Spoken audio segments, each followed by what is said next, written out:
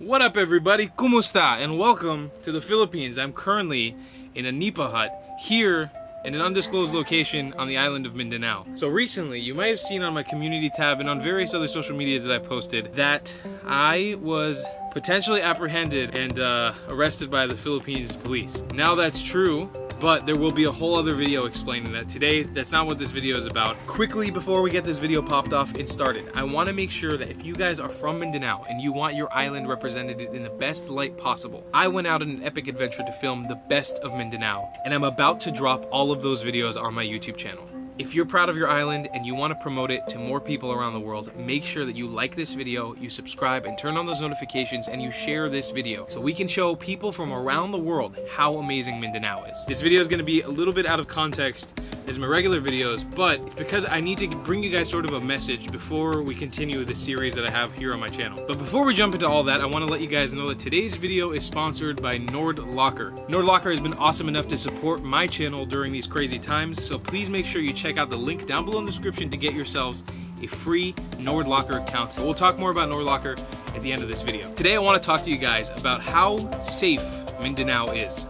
How truly safe is this island that has such a crazy reputation in the Philippines? I've had the pleasure on this trip that I've been in the Philippines to basically spend like 99% of my time on the island of Mindanao. The first time I ever came to the Philippines, I came here with the intention of exploring sort of the central highlights of the Philippines, the route that most tourists or backpackers take, through Palawan, the central Visayas, and maybe a little bit of Luzon, and then flying out to the next country in Southeast Asia. Lucky for me, I met a couple named Borja and Daphne, and we managed to travel some really incredible unexplored parts of the country, especially off the main sort of central backpacker route. But one of the central highlights and themes of my friendship with Borja and Daphne was the fact that they wanted to go to Mindanao the first time I was here, and I 100% refused, because I fell into that same group of people that was terrified of coming to this island. This island has a reputation of being filled of terrorists, filled of the opposing party to the sort of main central government of the Philippines, violent outbreaks, undeveloped jungle. It has a really bad reputation, especially if you spend any sort of prolonged period of time on the island of Luzon, and especially in the city of Manila. If you tell a person in Manila that you are going to Mindanao, just any undisclosed part of Mindanao, almost 90% of the time they're going to tell you, be careful, it's dangerous, or don't go, it's too dangerous. And while I think some of those concerns are definitely valid, it's not representative of this entire island. And for me, I've had the pleasure and the absolute privilege on this trip to be able to not only explore what are thought to be more of the safer parts of Mindanao, but I actually was able to enter the dangerous parts of Mindanao. The whole point of me making this video right now is because I have an entire series to share with you guys. A whole series, like a multi-part series of all my adventures throughout this island. My adventures on this island begin in like late January when I made it to Siargao, Surigao City, and then Siargao. And then I have some crazy adventures that I trailed through basically the southern part of the island, the eastern part of the island, and all the way to the western part of the island, visiting the autonomous region of Muslim Mindanao. And in this video, I'm just going to be basically summarizing a little bit of my experience before we get into all of that good stuff. So I really recommend you guys right now, if you want to see this multi-part series, which most of it was filmed before the pandemic begun. Actually, all of it was filmed before the pandemic begun. None of the travels that I've done in Mindanao so far have been after the pandemic. Everything you'll see coming to my channel is before the pandemic, but I highly recommend you subscribe and turn on those notifications, because this video series is unlike anything I've ever done before. There's even a point in this video series where I get a multi-cab for my friend Borja. If you don't know what a multi-cab is, it's like a crazy taxi thing that they have in the Philippines, and drive it across the island. We decked it out, we painted it. Trust me, that episode 1 of that series is gonna blow your mind. So I highly recommend that you guys subscribe and stick around for that, especially if you're from Mindanao and you want to see your island represented in a better light. But also, if you guys are from Luzon, if you're from the city of Manila, I know a lot of you are that watch. Please be open with my channel and with these videos to sort of open your mindset on what this island could. I think the biggest lesson that I've learned about Mindanao is how ready it is to be open for tourism, obviously once all of this calms down with the pandemic. But I'm gonna go briefly and summarize the trip without giving you guys too many details about what actually happened, because I want to make sure you guys are subscribed so you watch this entire series. I'm gonna give you guys a brief little intro right now on how my adventure through Mindanao went, and a little summary on whether I think this island is dangerous or safe or whatever it is. Okay, let's begin right now. So Late January, I took a ferry from Cebu to Surigao City, and from there I jumped onto the island of Siargao.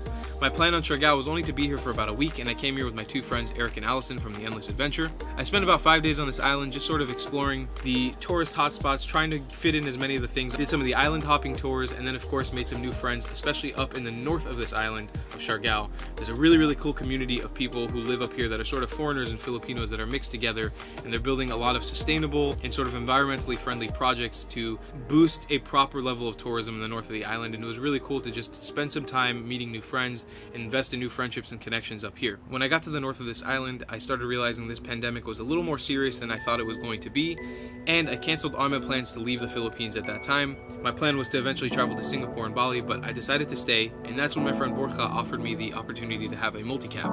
I called up my friend Brandon, who was traveling across the central Visayas at the time, and then he joined me here in Siargao, and we left on an epic trip from Siargao with this multi-cab to explore as many things as we could between Surigao City and Davao City in the south of Mindanao. Our first hotspot was going to Hinatuan, the Enchanted River. This is a super popular tourist hotspot in the Philippines that many people know about, but mostly just locals. And once we were there, of course, some of the only foreigners. And on the way there, we got to drive some of the amazing winding jungle roads and visit some crystal clear, beautiful springs that exist somewhere in the middle of the jungle that literally like nobody knows about, and they cost 30 peso entrance fee, so less than $1 to enter these amazing sites.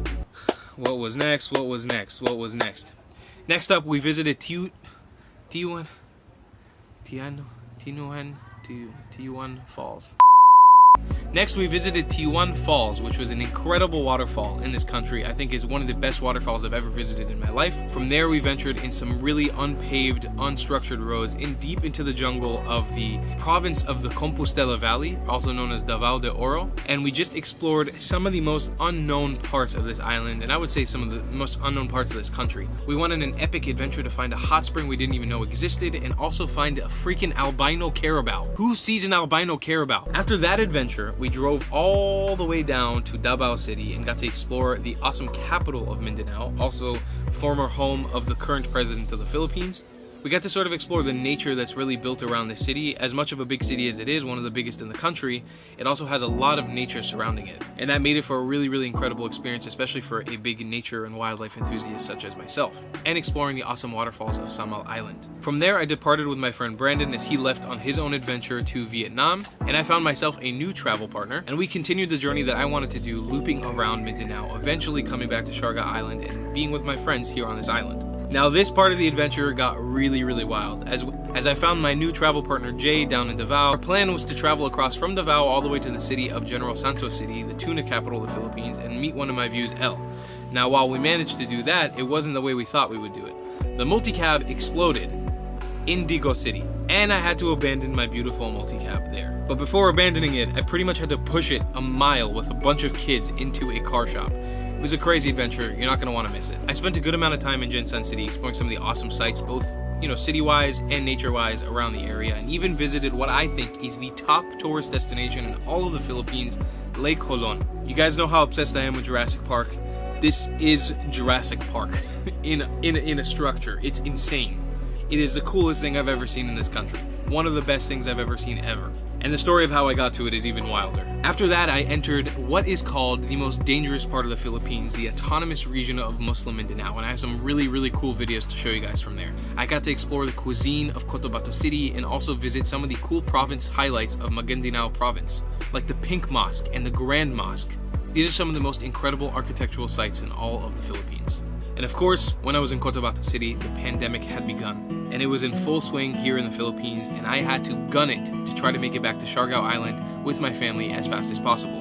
But of course, as it is the Philippines, it could not have been as easy as that, and I ended up getting stranded in the city of Cagayan de Oro for 2 months. Now, if you guys have found me through my vlogs in Cagayan de Oro, you know I was posting in somewhat real time when I was there, but now things are going to be sort of back to a delayed fashion. Cagayan de Oro was sort of my end of my journey here in Mindanao because right now I'm in an undisclosed location still in Mindanao, but I can't share with you guys too much yet. On the journey between Cagayan de Oro to where I am now, I did get apprehended by the police of the Philippines. I was treated very well, and there's a whole video to come on that. It was a crazy experience, one of the craziest experiences of my life, where I ended up basically sleeping in a nipa hut like this for a week. Trust me, you are not going to want to miss that video. So seriously, if I've reminded you enough, subscribe and turn on those notifications so you don't miss that video. It's gonna be well worth your while, trust me. And that's it. That's the summary of my insane adventure through the island of Mindanao. Now, whether this island is safe or not, this is sort of a catch-22. I wanted to trick you a little bit into this video. I'm not going to tell you verbatim whether this island is safe or dangerous. I want you to watch the entire series and then come up with a conclusion for yourself. Because what this story is for me is a story of two foreigners who basically went on an epic adventure through one of the most dangerous islands in the country. What we came out of it with was nothing but incredible travel experiences, amazing friends, and memories to last us a lifetime. And I'm not saying that in a corny way, I'm really saying that in the most genuine, heartfelt way possible.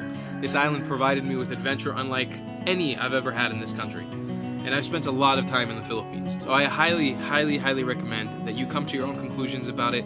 But for me personally, I couldn't have felt safer, especially in the most dangerous parts of the country. And that's where I want to introduce to you guys the sponsor of today's video, Nordlocker.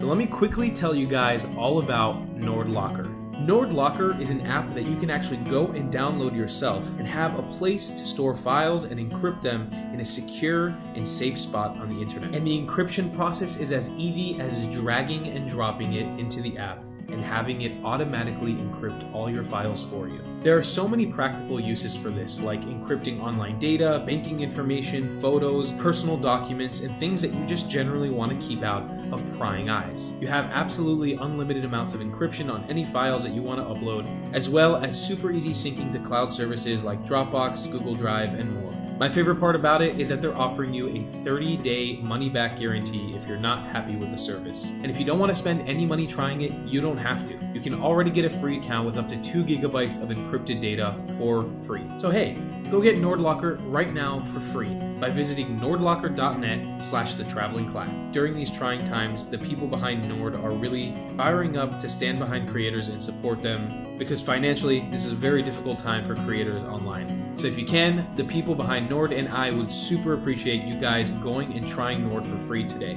Support the people who support this channel. It means the world to me. So thank you so much to Nordlocker for sponsoring this video, and please, once again, I'm going to ask you guys, make sure that you subscribe with those notifications turned on so you don't miss a single video. Now, just a little disclaimer. This isn't me saying go rush to the most dangerous parts of anywhere that you've seen in the world or even in the Philippines. There are definitely reasons to be wary and to be careful, and there's definitely reasons that parts of this country and part of this island are dangerous. But to paint it with one stroke and say Mindanao is a dangerous place is factually wrong. There are places in this country that are way, way, way more dangerous statistically. One bad thing happens and it's blown out of proportion in the eyes of the media and news, and they just tell you as a blanket statement that this is a dangerous place to go. There's also reasons to be careful, but I'm going to let you draw those own conclusions as you watch the series, and maybe we'll even make another video talking about this in the future. If that's something you guys want to see, please let me know in the comments down below. Can you guys help this video hit over 1,000 likes? Can we do it? Any Mindanaoans watching? Let's hit 1,000 likes on this video, because I want to present your island in the best possible light, and I think I will with the series coming up. So please share it with a friend and get excited for the awesome videos I have coming out on Mindanao. It's going to be a freaking adventure. And I'll see you guys in the next one. I love you a long time. Goodbye, Clatts.